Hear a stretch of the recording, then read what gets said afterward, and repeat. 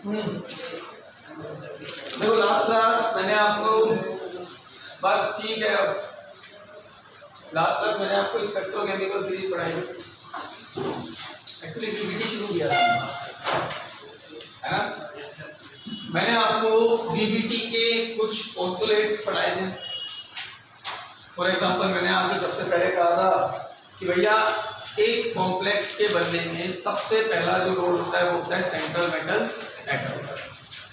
मैंने आपसे कहा था central metal atom will provide required number of vacant orbitals, vacant hybridised orbitals, याद होगा आप लोगों को, ठीक है। फिर उसके बाद मैंने कहा था कि उन वेकेंट हाइब्रिडाइज्ड ऑर्बिटल में कोई लिगेंड आएगा और अपने इलेक्ट्रॉन पेयर क्या करेगा, कोऑर्डिनेट करेगा, जिसकी वजह से कौन से बॉन्ड बनेंगे, कोऑर्डिनेट बॉन्ड बनेंगे। अब सारी कहानी किसकी है, कोऑर्डिनेशन नंबर ऑफ हाइब्रिडाइजेशन। आपका कोऑर्डिनेशन नंबर डिसाइड करेगा कि हाइब्रिडाइजेशन क्या होगा, और हाइब्रिडाइजेशन से आप क्या प्रेडिक्ट करोगे, ज्योमेट्री। उसमें मैंने आपसे कहा था अगर हाइब्रिडाइजेशन sp आता है तो ज्योमेट्री विल बी sp2 आता है ट्रायगोनल प्लेनर, sp3 आता है। अब sp3 में ही मैंने एक और हाइब्रिडाइजेशन बताया था उसी के जैसा dsp2, कहना तो नहीं चाहिए उसी के जैसा, मतलब कोऑर्डिनेशन नंबर 4 में एक sp3 हाइब्रिडाइजेशन पॉसिबल था और एक dsp2 के केस में ज्योमेट्री क्या होगी, स्क्वायर प्लेनर। फिर हमने कहा था कि 5 कोऑर्डिनेशन नंबर होने पर हाइब्रिडाइजेशन दो तरह का हो सकता है, dsp3 और sp3। फायदा ये है कि दोनों के केस में ज्योमेट्री सेम होगी, ट्रायगोनल बाइप्लेनर। कोऑर्डिनेशन नंबर 6 होने के केस में दो तरह का हाइब्रिडाइजेशन आएगा यहाँ पे, d2sp3 या sp3 d2। ज्योमेट्री इन दोनों के केस में भी क्या होगी, ऑक्टाहेड्रल। अच्छा, ये जो मैंने अभी बोला d2sp3 या sp3d2, इनको हमने दो पार्ट्स में कैटेगराइज किया था हाइब्रिडाइजेशन को या कॉम्प्लेक्सेस।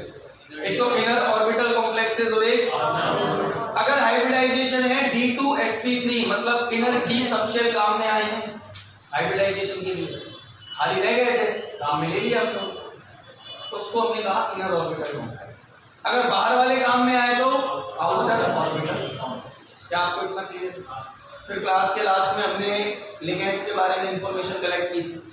हमने कहा था कि भैया लिगेंड्स उनकी स्ट्रेंथ के बेसिस पर दो तरह के होते हैं, स्ट्रॉन्ग फील्ड लिगेंड और याद है स्ट्रॉन्ग फील्ड लिगेंड मैंने आपको बेवकूफ बना दिया था शायद इतना तो, कि हाँ स्ट्रॉन्ग फील्ड लिगेंड वो होते हैं जो स्ट्रॉन्ग कोऑर्डिनेट बॉन्ड फॉर्म करते हैं, और वीक फील्ड लिगेंड जो वीक कोऑर्डिनेट बॉन्ड फॉर्म करते हैं।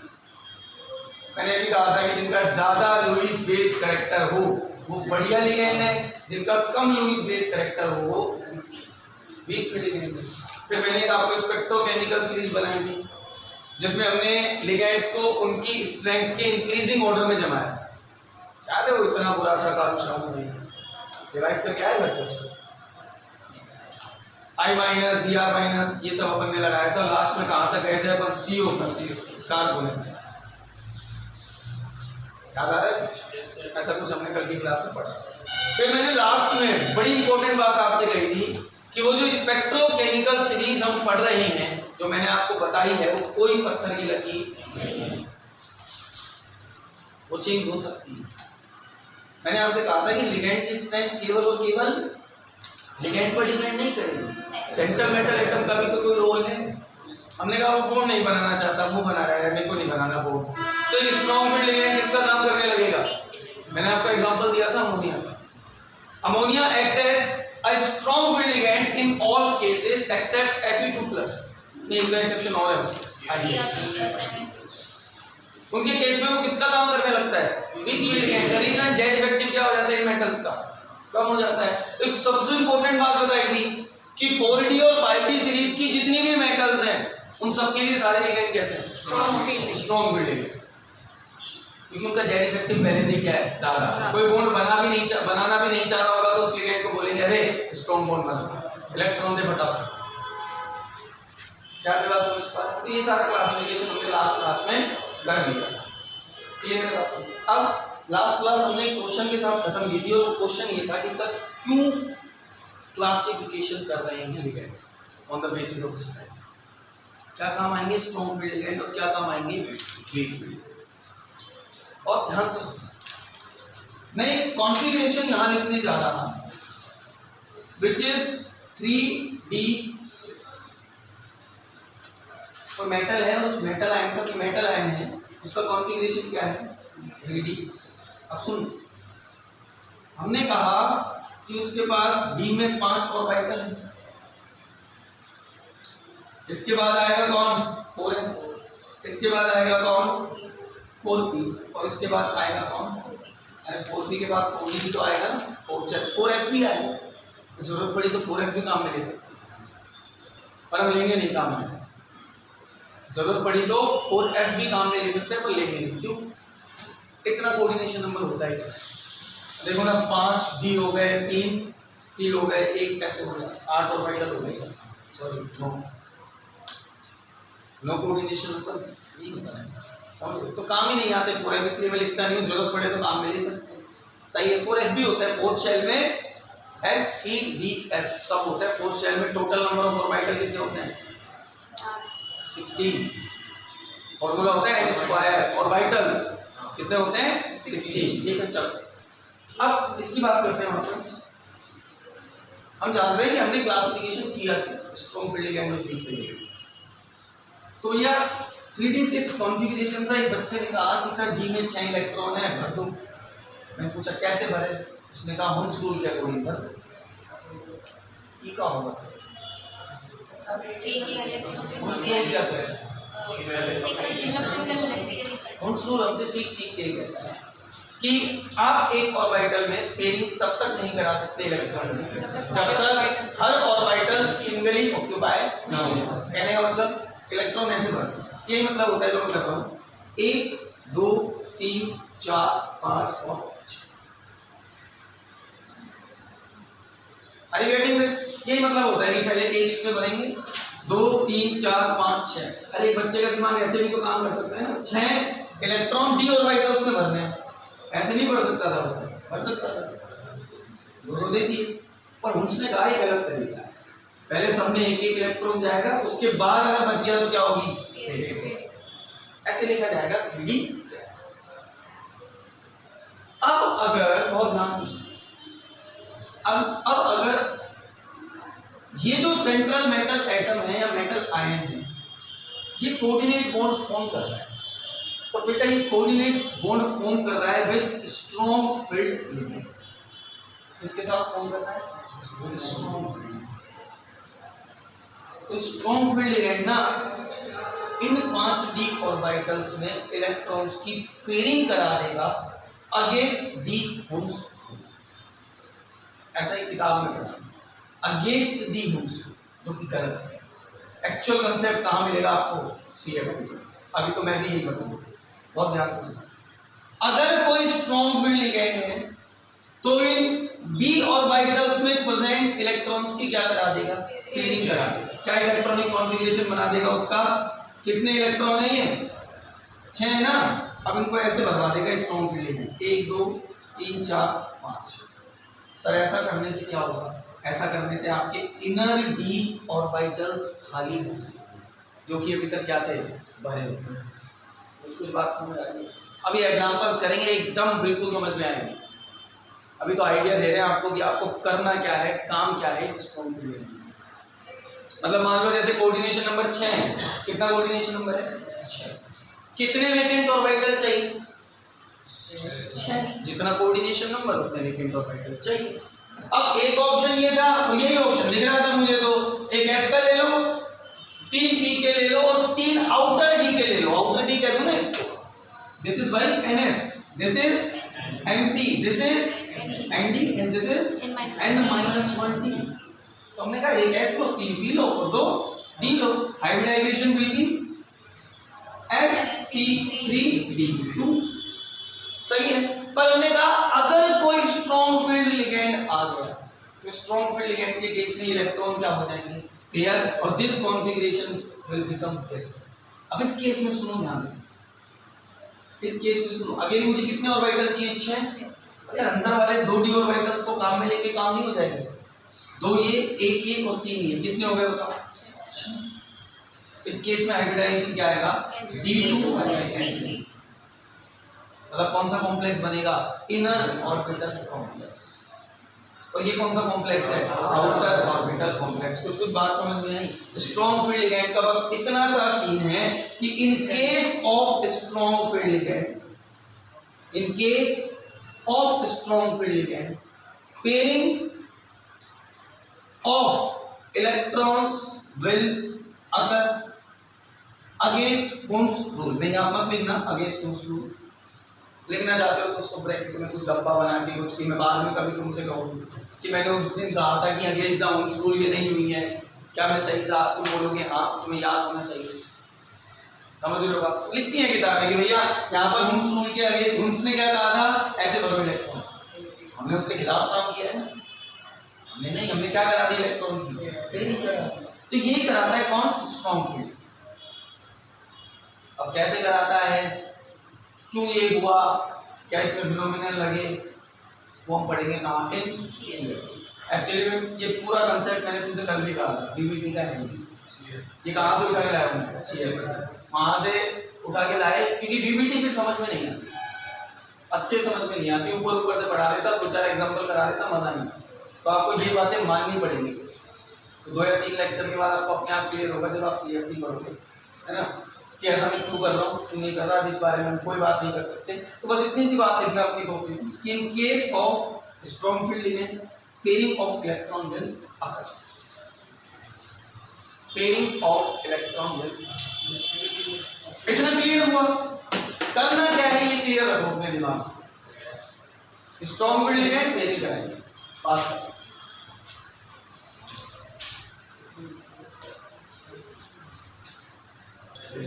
लिख दिया सबने, लिखा, चलो। तो अगर आपने लिखा तो आपको समझ आ गया है, जब हम इसको एग्जांपल से समझे कि ये बीवीटी का हल्ला किया हुआ है, एक्चुअली ये सॉल्व कैसे होंगे इसकी कोशिश। चलिए एक एग्जांपल उठाते हैं। एक कॉम्प्लेक्स है मेरे पास व्हिच इज NiCl4 2-। आपसे कहा predict the geometry of this complex. इसमें निकल का आपको क्या बताना है, तो NiCl4 2- का आपको क्या बताना है, ज्योमेट्री। कैसे बताएंगे, 2-3 सवाल मैं कराऊंगा फिर आप करेंगे। अच्छा, सेंट्रल मेटल एटम का होता है सबसे पहला काम टू प्रोवाइड लिगैंड और बाइंडिंग। कौन है सेंट्रल मेटल? अच्छा, निकल का ग्राउंड स्टेट में कॉन्फ़िगरेशन बता सकते हो? ग्राउंड स्टेट में 3D8 इतना टाइम लगता है क्या, 28 पे आता है। क्या होता है इसका इलेक्ट्रॉनिक कॉन्फ़िगरेशन ग्राउंड स्टेट? ये तो आना चाहिए भाई, ये भी नहीं आता है क्या, 3D8 4s। अच्छा, अगर आपको ये भी नहीं आता है तो आप इसको यहीं छोड़ दो, क्योंकि इसके बिना आप आगे चल नहीं सकते, कॉन्फ़िगरेशन नहीं बता पा रहे हैं। 3D8 4s। अच्छा, यहाँ निकल का ऑक्सीडेशन स्टेट क्या है, this is the ground state. निकाल लो, x मान लो, x - 4 = -2, x is equal to कितना हो गया, +2। अच्छा, यहाँ निकल किसमें है, +2 में, मतलब 2 इलेक्ट्रॉन दे चुका है, कहाँ से देगा, s से। कॉन्फ़िगरेशन क्या बन जाएगा, अब Ni2+ का कॉन्फ़िगरेशन क्या होता है, 3D8। अच्छा, 3D8 कैसे बनाते हैं, ये 5d ऑर्बिटल कौन से हैं, 3D, उसके बाद 4s, उसके बाद 4p, और उसके बाद जरूरत पड़ी तो बना लूंगा 4d। इसमें 8 इलेक्ट्रॉन हैं, तो अभी तो मैंने ऐसे भर दिए, एक जैसे मुझे भरने चाहिए थे, 2 3 4 5 6 7 और। अब मुझे एक बात बताओ, क्या इसमें इलेक्ट्रॉन्स की पेयरिंग होगी, बोलो। नहीं होगी। अच्छा, कैसा लिखेंगे, is it a strong field ligand और a weak field ligand? Weak field ligand, halogen donor है, ठीक है। कैसा लिगैंड है, वीक फील्ड लिगैंड। पेयरिंग किसके केस में कराते हैं, there is no pairing will occur in case of weak field ligand के केस में कोई पेयरिंग नहीं कराते, तो ये कॉन्फ़िगरेशन बना रहेगा। अच्छा, अब इसको 4 ऑर्बिटल चाहिए, अंदर वाले d ऑर्बिटल तो अवेलेबल है नहीं, तो डेफिनेटली एक s का काम आ जाएगा, 3 p के काम आ जाएंगे। d की जरूरत है नहीं है, 4 ही चाहिए। Hybridisation will be sp। तो मैंने एक बात तो बोली होगी कभी कि हाइब्रिडाइजेशन जुगाड़ है, बोला हाइब्रिडाइजेशन क्या है, जुगाड़। आप अपने हिसाब से देखो कि आपको कितने ऑर्बिटल्स, आपको कितने कोऑर्डिनेट बॉन्ड बनाने हैं, 4। कितने वेकेंट ऑर्बिटल चाहिए, 4। ये तो पार्टिसिपेट कर नहीं सकते, कितने चाहिए होंगे, 4। इसमें एक s का ले लिया और 3 p के लिए। Is it clear? हाइब्रिडाइजेशन कैसा हो गया, sp3। अच्छा sp3 हाइब्रिडाइजेशन के केस में ज्योमेट्री कैसी होती है, टेट्रा। अब ये 4 जो sp3 हाइब्रिडाइज्ड ऑर्बिटल हैं, इन वेकेंट ऑर्बिटल में एक Cl माइनस यहाँ इलेक्ट्रॉन कोऑर्डिनेट कर देगा, एक Cl माइनस यहाँ कोऑर्डिनेट करेगा, एक यहाँ और एक। अब याद है चारों ऑर्बिटल मिलकर सेम एनर्जी लेवल पर आ जाएंगे, है ना, इंटरमिक्स हो जाएंगे। अब इन चारों की एनर्जीज क्या है, सेम है। ये चारों अपने आप को एक मिनिमम रिपल्शन वाली पोजीशन पर अरेंज करेंगे, याद आ रहा है? तो मिनिमम रिपल्शन वाली पोजीशन क्या होती है, 4 के केस में टेट्राहेड्रल। अब जब ये अपने आप को इस तरह अरेंज कर लेंगे तो इन पर आकर इनसे आकर कौन बॉन्ड बनाने वाला है, Cl। तो जिस तरह का ज्योमेट्री इसका दिखेगा आपको, Ni, यहाँ एक कौन आ गया, Cl, यहाँ एक Cl आया, यहाँ एक Cl आया और यहाँ एक Cl आया। तो इस पूरे कॉम्प्लेक्स पर चार्ज कितना है, 2। ऐसे देखा सकते, क्लियर होती है बात? ठीक है, this is NiCl4 2 minus geometry of NiCl4 2। तो ज्योमेट्री प्रिडिक्ट करनी है, हाइब्रिडाइजेशन पता लगा, ज्योमेट्री बता, दिस विल बी टेट्रा। अच्छा आपने एक चीज पढ़ी, पैरामैग्नेटिक एंड डायमैग्नेटिक।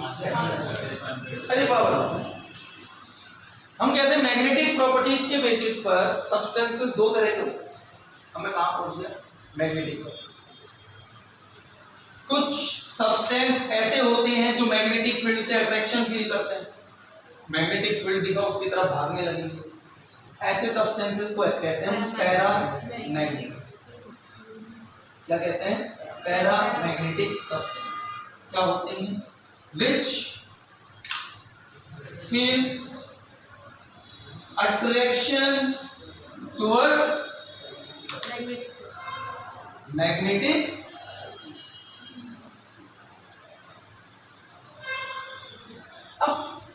दूसरे होते हैं डायमैग्नेटिक, जिनको मैग्नेटिक फील्ड से कोई लेना देना नहीं होता। आप सबने पढ़े हुए हैं, फिजिक्स में भी पढ़ रहे हैं, केमिस्ट्री में भी पढ़ रहे हैं, दोनों में पढ़े आप। दूसरा कौन सा होता है बेटा, डायमैग्नेटिक।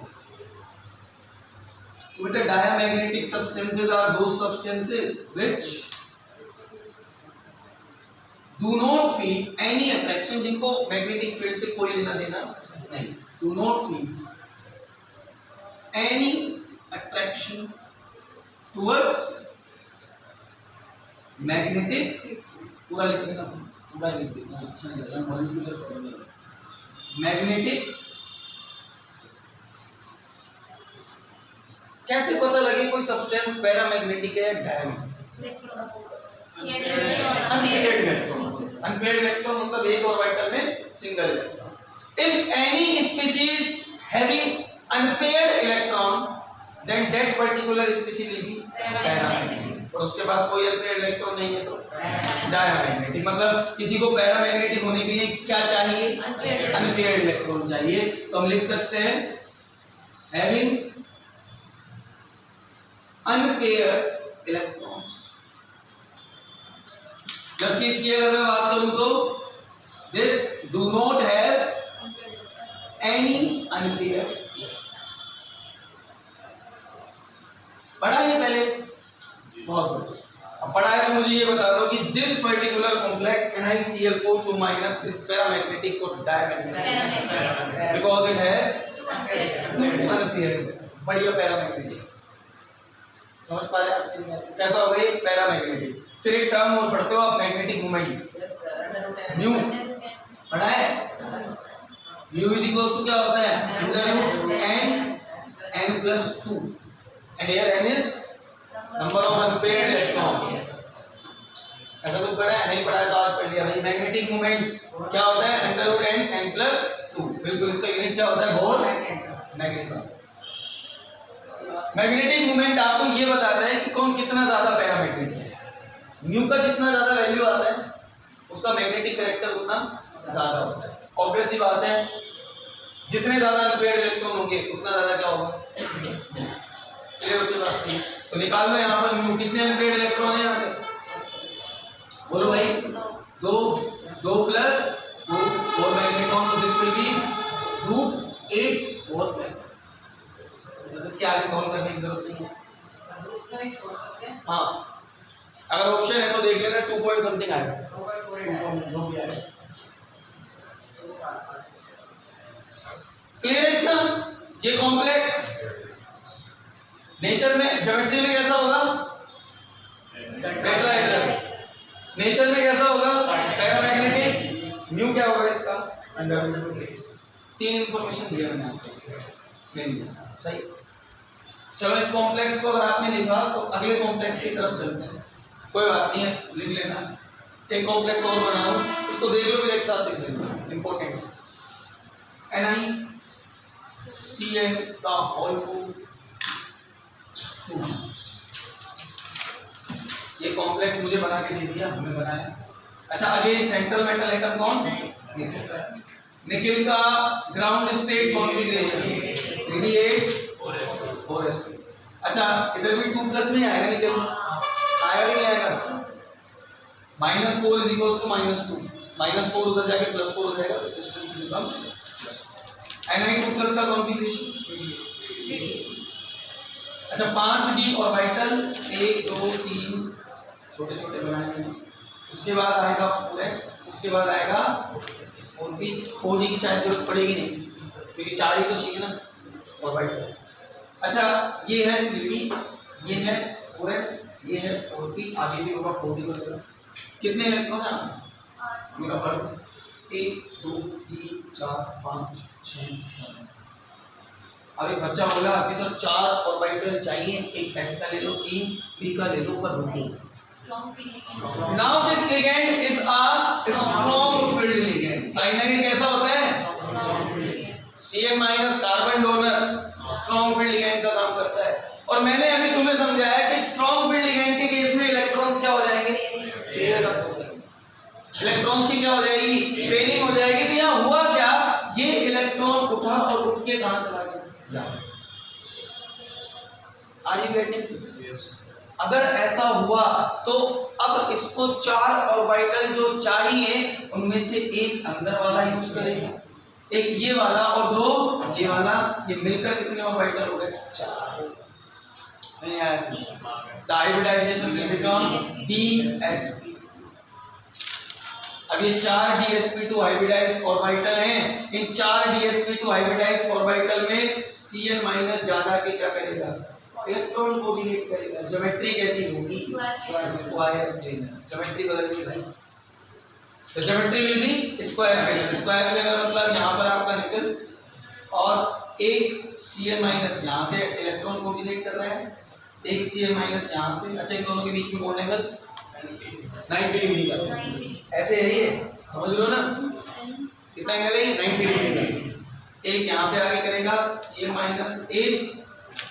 यहाँ पे आगे कर देगा Cn, तो इस पूरे कॉम्प्लेक्स का कितना चार्ज होगा? 2+। अच्छा, 2-, इसको प्लस को नहीं लिख दिया ना, 2-। अब ध्यान से देखो, दोनों कॉम्प्लेक्सेस में सेंट्रल एटम कौन है? निकेल। अच्छा, दोनों कॉम्प्लेक्सेस में निकेल का ऑक्सीडेशन स्टेट क्या है? 2+, और दोनों की ज्योमेट्री क्या है? रीजन इज यहाँ वीक फील्ड लिगेंड, यहाँ। अच्छा, बस यही नहीं बदला। जरा बताओ, ये नेचर में पैरामैग्नेटिक होगा कि diamagnetic? Does this compound have unpaired electrons? अरे ना भाई, सारे क्या हो गए? पेयर हो। अब सबकी पेयरिंग हो गई, तो यहाँ पर हम कह सकते हैं कि ये कैसा हो गया नेचर में? Diamagnetic, because it does not have unpaired electron, because it does not have unpaired electron। तो बेटा सारी कहानी किसकी है? लिगेंड्स की। ये आपके लिगेंड्स कैसे? अगर आपको लिगेंड्स पता है, स्ट्रॉन्ग फील्ड है, वीक फील्ड है, तभी आप सवाल कर सकते हो, अदरवाइज आप तुक्का ही मार दिया। क्लियर हो ये बात? कोई दिक्कत? आसान है ना? इसको नोट करो तुम लोगों को।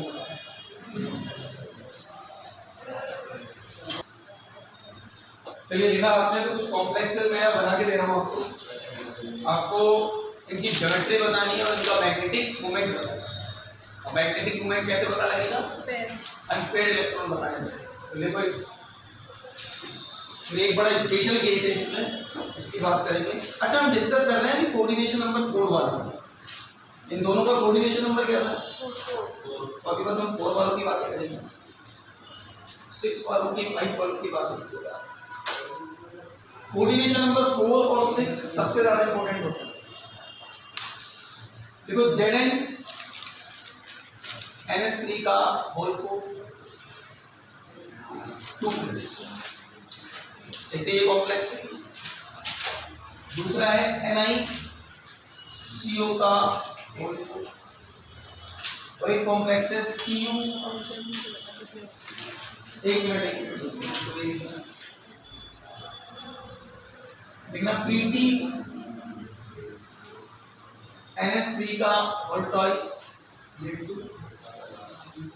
3 complex. Predict the geometry and magnetic moment of these complexes.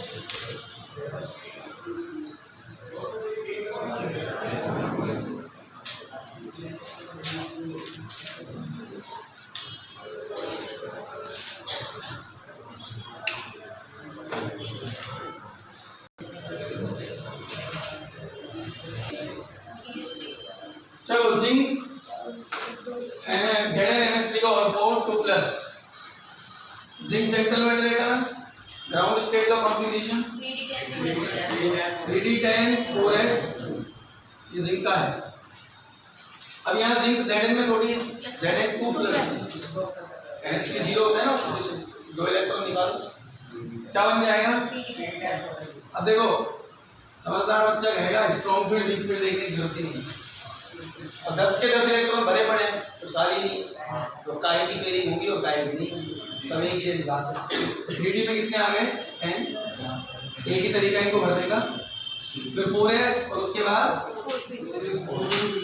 इसमें 10 इलेक्ट्रॉन हैं। अब कितने ऑर्बिटल चाहिए? 4। हाइब्रिडाइजेशन बोलो, sp3 tetrahedral geometry, diamagnetic in nature, magnetic moment 0। इस पे आओ NiCO का होल। अच्छा, इसका निकल सेंट्रल एटम है, कॉन्फ़िगरेशन क्या होता है ग्राउंड स्टेट का? 3d8 4s, सही। D में 8 है, 1 2 3 4 5, 4s में 2 है और 4p में 3। अच्छा, 8 इलेक्ट्रॉन ऐसे बढ़ गए, 1 2 3 4 5 6 7 8, s में कितने हैं? 2। अच्छा, ऑक्सीडेशन स्टेट क्या है? निकल 0। अब क्या करें? थोड़ा कंफ्यूजन है, शायद समझ रहे हो कि कंफ्यूजन क्या है, कि क्या s से इलेक्ट्रॉन उठा के d में भेजें? बिल्कुल। कब? अगर कैसा लिखेंगे? क्यों के चक्कर में अभी ना पड़े, प्लीज विश्वास करो मेरा, आपको बिल्कुल समझ में आ जाएगा कि हमें सब क्यों करना है। 2 इलेक्ट्रॉन s में से कहां गए? क्या बन जाएगा? This will become this. Hybridisation इसका भी क्या होगा? sp3। ज्योमेट्री इसकी भी क्या होगा? नेचर में कैसा होगा? फिर इस पे आओ प्लेटिनम। अब पहले तो इसका कॉन्फ़िगरेशन क्या होगा? 5d8 इसका कॉन्फ़िगरेशन होता है 5d10 6s। These are the exceptional configurations. Platinum और प्लेडियम के कॉन्फ़िगरेशन आपको मालूम होनी चाहिए। ये दो क्या आपको बढ़ेगा? प्लेडियम, इन दोनों का मालूम होना चाहिए, ठीक है। लिख दो प्लेटिनम का configuration 5d10 and 6s। 5d series में आएगा नहीं? 4d9 5s0। प्लेटिनम का भी लिख ही लेना, तो ये दोनों की याद होनी चाहिए आप।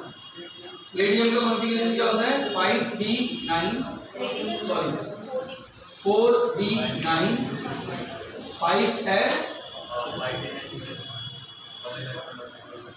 पता है आपको 4d और 5d में इन दोनों के कॉन्फ़िगरेशन को छोड़ के बाकी किसी का बहुत कम काम में आता है। मर्क्यूरी का थोड़ा बहुत काम में आ जाएगा, पर मर्क्यूरी तो लास्ट में आ रहा है तो उसका तो क्या हो जाएगा n-1 d10 ns2 वो तो फुलफिल्ड होगा जिंक की तरह, ठीक है। जिंक मर्क्यूरी है, जिंक मर्क्यूरी कैडमियम, इन दोनों के याद रखना भाई। ये यही नहीं है, डी एंड एफ ब्लॉक में भी काम आएंगे इन दोनों के कॉन्फ़िगरेशन, प्लेटिनम और प्लेटिनम। प्लेटिनम का ग्राउंड स्टेट कॉन्फ़िगरेशन क्या हुआ? 5d10 6s sorry 6s। अच्छा यहाँ प्लेटिनम का ऑक्सीडेशन स्टेट बताओ। प्लस पीटी किसमें है? 2 प्लस में 5d। बोलो हाँ जी, पूरा सुनना फिर बोलना। मुझे एक बात बताओ, यहाँ समस्या है कि 2 स्ट्रॉन्ग फील्ड लिखेंगे और 2 है कि नहीं? 2 तो यहाँ स्ट्रॉन्ग फील्ड लिखेंगे, बस इसी को देखो अभी। और 2 कैसे हैं? बिल्कुल देखना ही नहीं है आप, तो लिखेंगे। मैंने कहा था 4d और 5d सीरीज के जितने भी एलिमेंट हैं सबके लिए सारे लिगेंड कैसे होंगे? स्ट्रॉन्ग। थोड़ी देर के लिए मान लो कि प्लेटिनम नहीं है, 3d सीरीज का एलिमेंट है, तब क्या करो? समझ में आया क्या कुछ? मैंने कहा थी थोड़ी देर के लिए, मान लो हमें तो समस्या सॉल्व हो गई कि कौन है? प्लेटिनम। प्लेटिनम के लिए सारे लिगेंड किसका काम करेंगे? स्ट्रॉन्ग फील्ड लिगेंड का। तो इलेक्ट्रॉन्स की क्या हो जाएगी? पेयरिंग हो जाएगी। आपका काम खत्म हो गया काम। लेकिन अगर अज्यूम करो 3D होता तो क्या करते? तो आप देखो number of ligands, strong field ligand ज्यादा है या वीक फील्ड? अगर स्ट्रॉन्ग फील्ड ज्यादा है तो आप इसको पेयरिंग कराओगे, वीक फील्ड ज्यादा है तो आप पेयरिंग नहीं कराओगे। बराबर है तो यहाँ तो बराबर है, तो स्ट्रॉन्ग फील्ड डोमिनेट करेगा किस पर? वीक फील्ड पर। मतलब अगर लिगेंड्स को भी देखें केवल तो भी आप इसमें क्या कराने वाले हैं? नहीं आया समझ? 2-3 केस तो बनेंगे, सारे बता दिए, इसके अलावा कुछ बनना नहीं भाई। हमने कहा अलग अलग टाइप के लिगेंड, स्ट्रॉन्ग फील्ड भी और वीक फील्ड भी। अगर वीक फील्ड ज्यादा है तो कोई पेयरिंग नहीं, स्ट्रॉन्ग फील्ड ज्यादा है तो पेयरिंग, दोनों बराबर है तो स्ट्रॉन्ग फील्ड डोमिनेट करेगा। क्लियर है? वैसे यहाँ ये सवाल है ही नहीं, क्यों? क्योंकि यहाँ तो कौन है? Central atom. लेकिन करते हैं चलो। 5d में कितने इलेक्ट्रॉन है? 1 2 3 4 5, ये आपका 6s और ये आपका 6। 8 इलेक्ट्रॉन पेयरिंग कराऊं कि नहीं? ऐसे भरे जाएंगे। एक काम आ जाएगा डी का और 2 एक एस का और 2 ई। हाइब्रिडाइजेशन है dsp। ज्योमेट्री कैसी होगी? स्क्वायर। नेचर में कैसा होगा? डायमैग्नेटिक। इसका कोई मैग्नेटिक मोमेंट नहीं। क्लियर है? इसका स्ट्रक्चर कौन है? यहाँ पे प्लेटिनम, एक यहाँ पे, एक यहाँ पे, यहाँ पे, एक यहाँ पे। अब आपकी मर्जी है अभी 2 NH3 को यहाँ जोड़ दो, 2 क्लोरीन को यहाँ जोड़ दो या यहाँ जोड़ दो, क्योंकि अभी वो कोई आपसे स्टीरियो आइसोमेरिज्म की बात नहीं कर रहा है, तो आप कैसे भी लोग जोड़ सकते हो। यहाँ पे कितना रिएक्शन वगैरह नहीं है क्या? ना भी कुछ जब तक वो कुछ ना केवल ज्योमेट्री पूछिए तो ज्योमेट्री में हमको ये बताना है दिस इज स्क्वायर। खत्म। उसको हम देखेंगे जब हम आइसोमेरिज्म पढ़ेंगे इनकी। ये कंपाउंड ज्योमेट्रिकल आइसोमेरिज्म शो कर सकता है क्या? यहाँ भी आइसोमेरिज्म पढ़ी जाएगी जी। देखेंगे। क्लियर हो जाएगा ना? ठीक है। तो इसका एक स्पेशल केस है, आप उसको घर से ट्राई करके आएंगे, फिर हम कल उसको डिस्कस करेंगे। CuNH3 का होल फॉर्म 2 CuNH3 का होल फॉर्म 2। क्या बताना है आपको? इसकी ज्योमेट्री और मैग्नेटिक मूवमेंट। मैग्नेटिक मूवमेंट तो सबसे ही निकाल के लाएंगे, इसका मुझे पता है, अगर समझ में आया। तो देखो हमने डिस्कस किए आज कौन से कॉन्फ़िगरेशन, कौन से कोऑर्डिनेशन नंबर को? अब यहाँ से आप कुछ ट्रिक्स भी बना सकते हो, आप ध्यान से पढ़ो। D10 और D9 बड़ा आसान केस होता है। D10 के केस में हमेशा कॉम्प्लेक्स कैसा होगा, ऐसा क्यों, समझ में आता है? चाहे वीक फील्ड हो चाहे यहाँ पे तो कोई दिक्कत ही नहीं। ज्योमेट्री तो टेट्राहेड्रल मैग्नेटिक मूवमेंट हमेशा डायमैग्नेटिक, क्यों? अनपेयर्ड इलेक्ट्रॉन नहीं है, आएगा। D9 का केस नहीं कहूंगा मैं, टेट्राहेड्रल होगा, ऐसा कुछ नहीं कहूंगा। मुझे तो होगा D9 के केस में डायमैग्नेटिक या पैरामैग्नेटिक, नेचर में कैसा होगा? ओड नंबर ऑफ इलेक्ट्रॉन है, डेफिनेटली एक इलेक्ट्रॉन तो अनपेयर्ड रहेगा। सबसे इंपॉर्टेंट केस बनता है D8। अब D8 में दो तरह के लिगेंड्स हो सकते हैं, स्ट्रॉन्ग फील्ड लिगेंड और अगर स्ट्रॉन्ग फील्ड लिगेंड हुआ तो पेयरिंग हो जाएगी, पेयरिंग हो जाएगी तो इनर ऑर्बिटल कॉम्प्लेक्स, बोलो हाँ कि ना? इनर ऑर्बिटल कॉम्प्लेक्स तो DsP2। ज्योमेट्री कैसी होगी? स्क्वायर प्लेनर, तो नेचर में कैसा होगा? डायमैग्नेटिक। लेकिन वीक फील्ड लिगेंड है तो कोई पेयरिंग नहीं होगी, बाहर वाला d ऑर्बिटल काम में लेना पड़ेगा। उस केस में sp3 और पैरामैग्नेटिक। इधर एक चीज और देखना है, क्या एग्जांपल यहाँ पे? यहाँ पे नहीं है कोई एग्जांपल। शुरू में दो एग्जांपल कराए थे मैंने आपको, एक NiCl4 2-, एक NiCl4 2-। अच्छा मुझे एक बात याद करके बताओ, ये NiCl4 2- के केस में इलेक्ट्रॉन क्या हो गए थे? NiCl4 2- के केस में इलेक्ट्रॉन्स की कोई पेयरिंग नहीं हुई थी, तो आपके पास दो अनपेयर्ड इलेक्ट्रॉन बचे थे। जबकि यहाँ पर इलेक्ट्रॉन की पेयरिंग हो गई थी तो कोई अनपेयर्ड इलेक्ट्रॉन नहीं बचा था। अब अगर इलेक्ट्रॉन की पेयरिंग हो गई है, अनपेयर्ड इलेक्ट्रॉन नहीं बचे हैं, तो ऐसे कॉम्प्लेक्सेस को हम एक नाम और देते हैं, which is low spin complex. क्यों कहते हैं समझ लो? अरे पेयरिंग की वजह से इलेक्ट्रॉन्स आपस का स्पिन कैंसिल आउट कर देने की नहीं, स्पिन याद है, प्लस हाफ माइनस हाफ। हम कहते हैं कि अपवर्ड मूवमेंट मतलब प्लस हाफ स्पिन और डाउनवर्ड मूवमेंट मतलब माइनस हाफ।